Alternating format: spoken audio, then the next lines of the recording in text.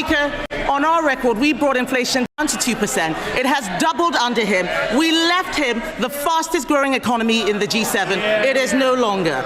The truth is, they have no ideas. We're giving them some. There is another way to get growth. It's cutting welfare spending and getting people into work. Last month, I offered to work cross-party with him to bring down welfare spending because he knows, and we know, that he'd rather dip into people's pockets than upset those people behind him. Instead of tax rises, will he work with us to find a way to cut welfare spending and get Britain working again? Mr. Speaker, she talks about their record. Let's go through it. They crashed the economy. Inflation went up to 11%. Mortgages went through the roof. Welfare spending went up £33 billion, and they want to give advice. And they reduced the UK to a laughing stock. Because of our budget, Mr. Speaker, waiting lists have come down, wages are up, mortgage rates are down, and other countries want to do deals with us. Just on Monday of this week, the Turkish government signed an £8 billion deal for typhoons.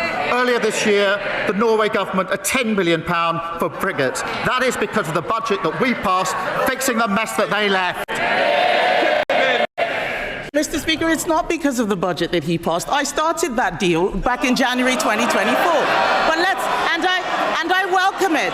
There are some things, Mr. Speaker, it's got nothing to do with their budget. We're lucky it's still happening. So I welcome the £8 billion deal that he's done with Turkey, but I will remind him that just last month, his Chancellor borrowed £20 billion. He'll have to sell a hell of a lot more jets to make up for that. And he won't rule out any tax rises. He can't cut spending. He is increasing unemployment. This man knows nothing about economic growth except how to destroy it.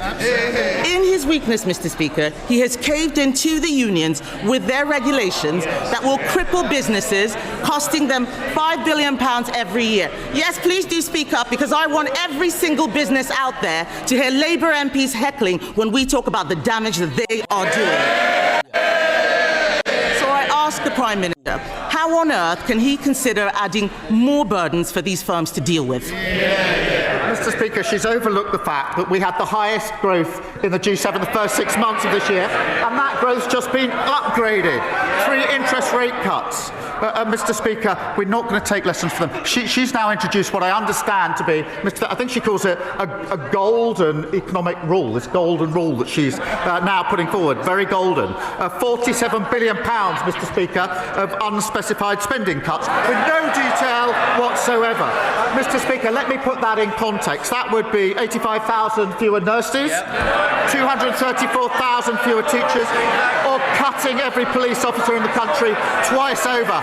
No wonder the Institute for Government said she's on shaky foundations. That's exactly what caused the problem in the first place. Mr. Speaker, the fact that he has to stand there and make stuff up just shows what kind of Prime Minister he is. We had an itemised list. We had an itemised list of 47 billion. 23 billion was on welfare spending, which I asked him to work with us to cut. He refuses to do so.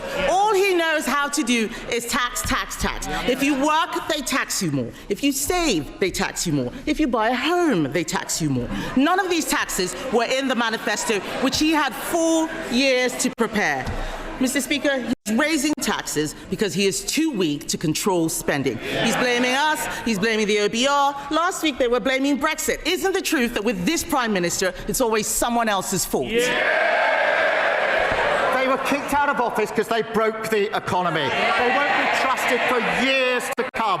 She can't tell us what her position is on the last budget, and she's got a phantom £47 billion with no foundation as we go forward. That's exactly the mess that they caused. They've not changed one bit. Meanwhile, we're fixing their mess. 5 million extra NHS appointments, 5 interest rate cuts, growth and wages up. That's a change the Labour government makes.